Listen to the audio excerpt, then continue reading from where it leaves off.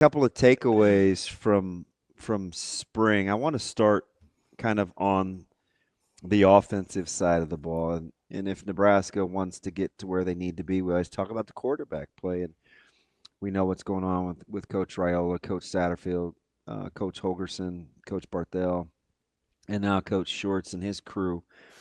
For you, can you talk about the progress that Dylan Raiola has to make without talking about Coach Holgerson? No, I think they're intertwined in that conversation, and the good thing is it really does feel genuine that the chemistry um, has really grown through these months as they've gotten to know each other better, and you hear the stories of sometimes Dylan's kind of waiting for the player. He's like wants a certain play, and it comes into his head that exactly what he's thinking. Like they're on the same wavelength. And I know some people can roll their eyes and say, "Oh, that's spring press conference type of stuff," but I could tell even after the first game at USC last year in the post game, um, you could see sort of the flicker in Dylan's eyes, like let's go, let's see what's going to happen this next week. Like he liked the rhythm they had that first day where they didn't have hardly any runway together, and that was the game people might remember. He made sort of a bold prediction they were going to win the next week. At the time, that was bold. They've been struggling and just felt the offense was going to take off. And sure enough, they had that 44-point game. So it does feel like he there's a real comfort level. He mentioned that the thing Dana does really well is he just plays to what the personnel, their strengths, and knows how to accent those things. And also, just as importantly, how to turn away from the stuff that's a weak spot. And so together that can be a powerful combination. But yeah, I think they're definitely, those two are mixed together. And I think it's an OC who's going to give them a lot of high percentage throws to make when there's those opportunities. And of course, there's going to be those moments where Dylan has to fit one in and make that big time play. We all know that, like, even last year, we can think of 4 or 5 throws that, man, you wish you had that one back. It can alter the course. It can change 2 games, if you hit on a couple of them. So there's going to be those moments too, where it's just that quarterback, and can he put that throw on the money on that one, explosive play that's waiting to be had. That's interesting, BC. We had this discussion starting a couple weeks ago about Dylan's improvement versus having Dana in the room full time, and sort of which mattered most versus just having Dana there. I made the case that it would the offense would improve even if Dylan hadn't gotten any better. Not saying that he hasn't, but one of our listeners gave an analogy of, okay, if Dylan is a wheel and the OC Dana Holgerson is the hill. That my point was, if the hill is steeper, that the wheel's rolling down, the wheel doesn't have to be any smoother and it'll go faster still. Does that kind of make sense? Yeah, I mean that makes sense. I just feel like I'm not saying the wheel isn't smoother, but the hill is definitely steeper. Sure. Yeah, I can go with that. I mean, if you go to the last 3 or 4 games, I just think of a few plays in particular where it's like, think of the last touchdown at the Pinstripe Bowl. It was just a little passing the flat out to Emmett Johnson, and it's a big time confidence play for your quarterback, and it's an OC getting you in the right play at the right moment. It was a layup, and there were several plays like that down the stretch where Dylan had some layups in big spots and he converted them. But you also credit the OC for, finding that play in that moment. Like the Wisconsin game, there was a drive early third quarter. I thought it was their best drive of the season, where they had the Badgers on ice skates, and there was another little pass to Emmett, and it's just a little simple deal, and the whole defense is going one way. Emmett's going down the right sideline, 35 yards like that. Looks good on Dylan's stats. That boosts your confidence, and that helps you make a bigger throw later. That's a tougher throw. So I just think when you can find that sort of, I guess, touch as a play caller, It elevates your quarterback, like his thinking and his mojo going into further plays down, within that game and within the season. So hopefully there's just more of that on display as we go forward. BC, this is the first time I think universally, and I don't know what it is. I just, so you can agree or disagree. It seems like universally everybody's pretty excited about the offensive line. So number one, do you kind of agree with that, and where did it come from? Number two, how many guys in your head now are you thinking that Nebraska could actually play without having to do any sort of stretches? I'm optimistic about the O-line. It was Did you get that from listening to the staff all spring? Yeah.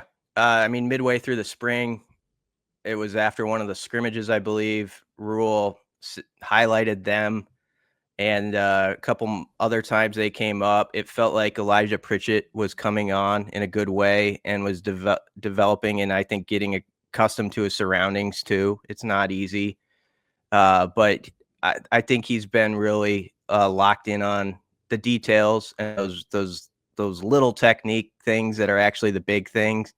And then I just think like a guy like Rocco Spindler's fit really well with his personality. I like the stuff I heard about Rocco that, a lot of guys like him, it seems like it would be easy to be kind of cocky and kind of have your chest puffed out because you were just in a national championship game. And it's like, we do things a certain way. This is how we did it here. Why isn't it done here that way in Nebraska?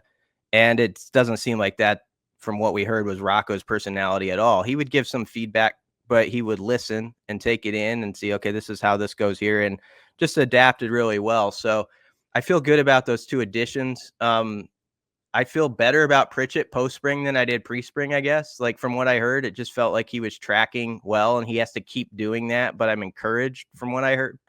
So that's a big deal because if he can lock down that left spot, it means everything. And then they got a lot of options. I mean, right tackle, I know Lutovsky's kind of a name that is put out there a lot, but, I know Tyler Kanak had a good spring, and you still got Teddy, and you could do something with Turner inside maybe. There's enough names, enough bodies who are third-year type guys and beyond, some guys fifth-year guys, fourth-year guys, that you do expect them to be solid. And when you go left to right and you say, what if it's like Pritchett, Corcoran, Evans, Spindler, Lutovsky? That's a lot of football. That's a lot of snaps. That's definitely like an O-line that you say, okay, let's go in October. Let's go see what they do against Michigan. Those guys have played a lot of big reps. So on paper, I like it. BC, it's interesting because you left out some guys that played a lot last year, and we didn't bring up, the Grant Segrin transfer who got a Washington State offer yesterday. Did that register with you at all, him leaving, or did that sort of make sense? It makes sense because I think he's a really good player, and the staff did too. I mean, Rule said like if he can get that mindset, like, hey, I'm not a walk-on. I'm a dude who belongs here and could play with any of these guys. He's going to be really good. And, in his situation, he probably looked and saw, a bunch of guys sort of in the way at this moment. And there is an opportunity probably for him to go elsewhere and play.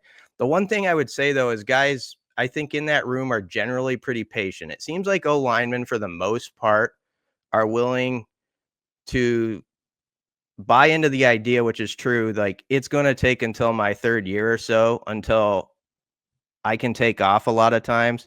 And if you look at Nebraska's room, I hope guys see the road is there for them to play pretty soon if they have a good development year, because there are like Lutovsky's a senior, Corcoran's a senior, Prohaska, Spindler.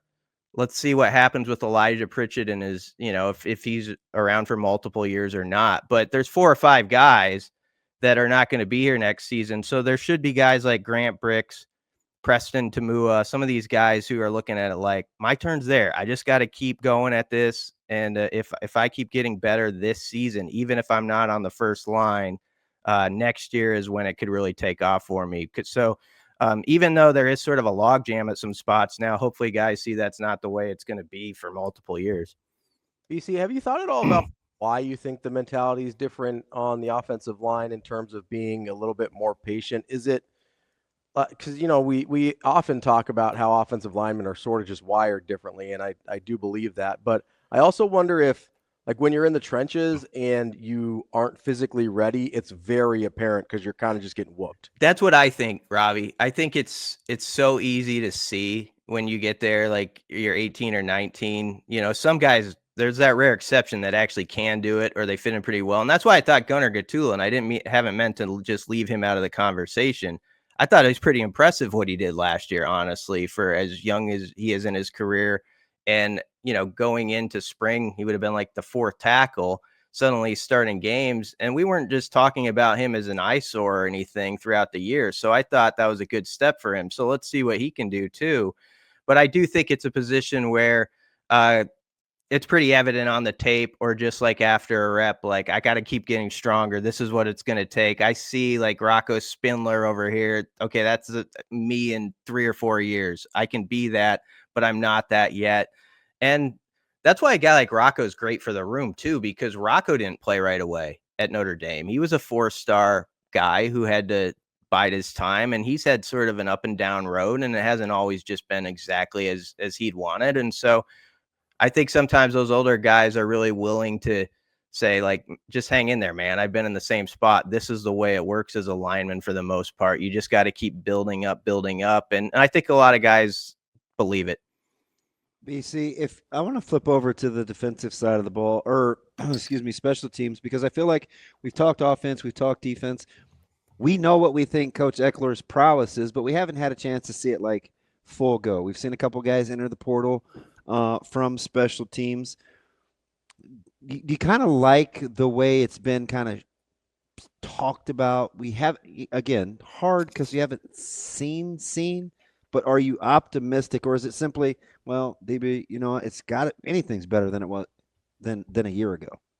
No, I'm excited about it because I'm ultra excited about Mike Ekeler, and I've said this before, and this is hype, call it hype, whatever. I just think it's true. His resume at Tennessee the last 4 or 5 years was as good as like any assistant that I've seen Nebraska bring in his recent resume. I mean, it's not just like, oh yeah, they had a top returner in the SEC.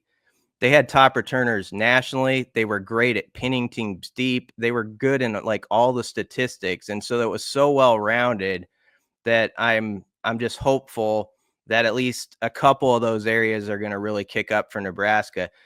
You know what I'm most interested in, though, is, and this is hard for the media. You might have a better idea because you know some stuff that we don't, but to get a grip on like who the personnel and who those guys are who are really carving out a role. Like, I hope Nebraska has a couple names on coverage this year that like become household names in the state because of that. It used to be a thing, right? Like, yeah, exactly. Like the guy who goes down as just a maniac and, tears stuff up, knocks a ball loose one time. That was definitely a thing. What's his name that almost caught a case in Stillwater? Eric Martin. Yeah. Oh yeah. Just a maniac. Ed Cunningham didn't like him, but I did. Ed Cunningham wanted him out, out of the country, I think. But I just thought Eric Barton, those type of guys, you need that. I remember like when John Madden was announcer, like the Cowboys had like Billy Bates and these guys, like you would just hear it was just like his job was special teams. And so I hope there's some guys that really buy into that as much as we talk about who's going to be the returner, who's going to win that kicking job. Let's see some dudes go down there and stick some guys, knock a football loose, that sort of thing. And if he can get that sort of attitude and those sort of tone setters, it'll feed those units and it'll feed the entire team. And it'll make guys who aren't necessarily on the two deep feel like really involved in the program. And, there's an excitement to go into each week if you feel like I can change this game, even if I'm not the starting linebacker right now. So that's something I'm hopeful for. So BC, I sit here and we all got excited when we remember the name Eric Martin, and we love the buy-in on special teams and what that means for a team. I mean, Rigoni, Lansbury, there's been some guys. And we all love those guys, remember those guys. But then I also sit here and go, okay, is any of that going to matter if they can't find a guy that can snap and kick the ball? No, you got to have that too. Like I don't want to bypass one for the other. Like it's got to be that deal where let's have that kicker is 42-yarder. It's good. Like it's the 37-yarder, count it.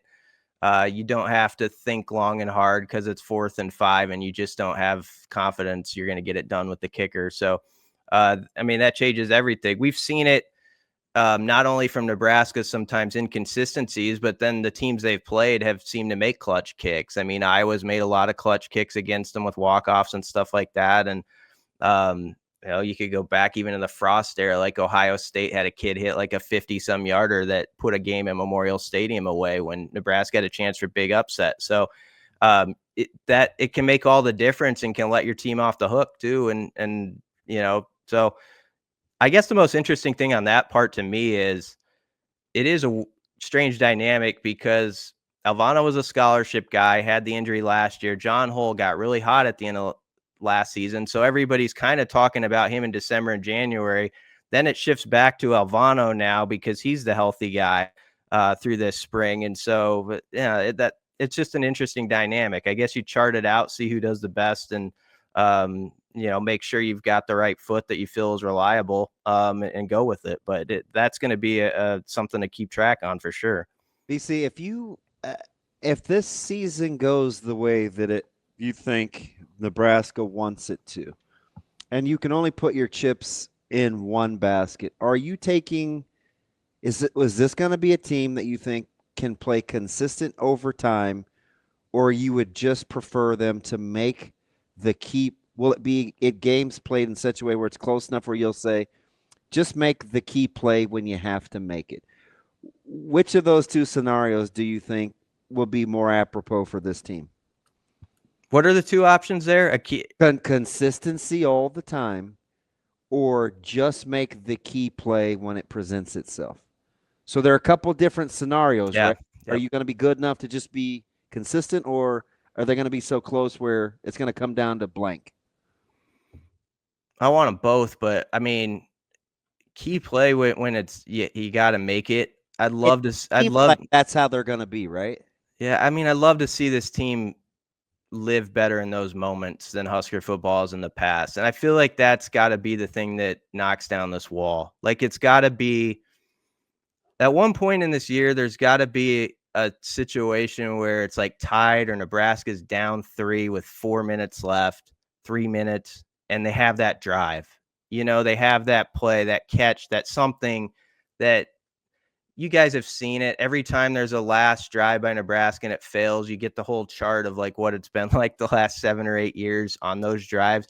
There's got to be something like that allows us to kind of move on from that narrative. And I think maybe allows them to as well. The good thing is some of those guys obviously weren't even involved in that. You got guys like Dane Key and Isaiah Hunter who are new here and, new players. So they're like, that's not even part of my history. So whatever. So that can be useful. But I do think it's going to come down to there's going to be some throws where it's like that's where Dylan's got to be elite. That's where his receivers got to win a contested ball, not let a DB pulled away from him in the end zone. It's a team game, but Nebraska probably beats Illinois if like Nair rips that ball away from the DB, that type of play. Or those are the ones that we talk about for months afterwards. So I think those definitely could be the separators for this team. I'd take both of your scenarios, though. Just a drumbeat of consistency has to at least set up the opportunities to make those plays to change games. Kind of rapid fire. If you, in some order, go Ohio State, Penn State, Oregon at the top, right? I think that's kind of the consensus in the Big Ten. Maybe Michigan is up there. Indiana, I think people like what they did in the portal. Plus, they got a lot of portal guys coming back from last year. At first blush, is Nebraska above or below Illinois? Above. Above or below Iowa? People think Illinois is going to be really good this year. Yeah. I think they're above Iowa too. Yeah. I think go on. Or below Minnesota. I think they're above them too. I know this sounds like very homerish as I'm going through them, but I like Nebraska's potential better than all those other teams. This is what we always talk ourselves into the offseason, but Above or below Washington? above them, yeah. Above or below Rutgers? I'd say above them. See, if they're all above those teams, you're talking about living in the fifth, sixth, seventh place. Let me give you one more. Above or below USC? I'll say below, and they got to prove that one to me. I did think that was a game Nebraska gave away, though, so it's right there. USC and Illinois are the toughest ones you asked there. I really hesitated with Illinois. See, I'll say I think there's two teams that are critical Nebraska is better than if they want to be in the hunt. And I think they both are flying under the radar. I think Minnesota may be better than we think. And I think Washington okay. is better than we think. I hesitate to go back to this because I said it last year and they were besieged by injury. Rutgers is built to have a good season too. Yeah, and I'll go back to Minnesota. Minnesota is usually better than people will give them credit for in the offseason. They always end up, I think, being a tougher out. And that has been a bad place to visit for Nebraska football. So if you said, hey, what are two games that you would circle on the schedule? I'd circle Cincinnati. And because I've seen through the years, like how dark the clouds get immediately on a season if you don't go play well in that opener. But then Minnesota is the other one, just because every time I go up there and I sit in that press box, I have, bad memories of this or that, or Bill Moose saying, "Oh no," in the press box next to me, or the tripping at the 1 yard line. And so, and Minnesota tends to figure itself out enough to be, like I said, a tough out. They're not going to give stuff away to Nebraska. They never do. So I respect them. I always respect that program. So if based on those last teams and kind of how as you're processing real time, does it change your answer about if you want consistency or reinforcing that you're going to have to make a few key plays? I don't know that it changes my answer, but I do. You do have to have that consistency that those other teams have, but I still think it's going to be these moments where there's those couple of plays where it's like make it in the moment, and you can put this game on ice, or like I could go back to 2 years ago at Minnesota. That's a game, I guess, where you might just say, just be consistent to the finish line and you win it. But, make one more play in that game, have somebody do something special one more time and you win it. And so I don't know that it changes my answer, but it's a good scenario layout. Nebraska's got to get to that upper middle of this league and then work from there. And I think the opportunity is wide open for them to do it. Is there another team you guys would have thrown in there that I'm missing? Michigan State. Yeah, that's a critical game. Michigan State's gonna be a team everybody talks over, doesn't talk about as much as others on the schedule. When they get in the stadium, you look at them and be like, that's a tough. That'd be more than just about Chillis, doesn't it? But that kind of seems the narrative. That might be the inflection point. I think he's a good coach. I think they'll be That'll be a tough game. That's why Rule and these guys always say this league's hard. It's the games like that people look over and they're like, "Oh, coach, you'll take care of that one," or whatever. And it's like, no, it's not that simple. It's that's the type of game where you're in the whirlpool, all the next day. So they're a physical team, and they're going to look good on the field. Like, I thought that last year, UCLA, everyone's like down on them most of the year. They're scuffling. Before that game, you get down and you look at UCLA's roster. You're like, okay, lot of talent, a lot of 4-star, a lot of type of those guys out there. And the same with Michigan State. Was it unfair that I put Michigan kind of in that 4 or 5 spot? I think there's more unknowns there than we are giving them credit for. Yeah, I'm curious how that quarterback situation is going to develop. I like this this could be a. I know some people probably wanted me to put them in the. I slotted them in that top 4 or 5 group. Do you like that Nebraska plays them earlier? I do. Yeah, I so do I. play them as early as possible Mm-hmm. because I think they're going to have to really reload, and they can because they've recruited well defensively. I think they'll miss Loveland. Yeah, get them play them as early as possible. It's a big one. I mean that environment. Mm-hmm. You're talking Ringling Brothers, Barnum, and wait, are they still in?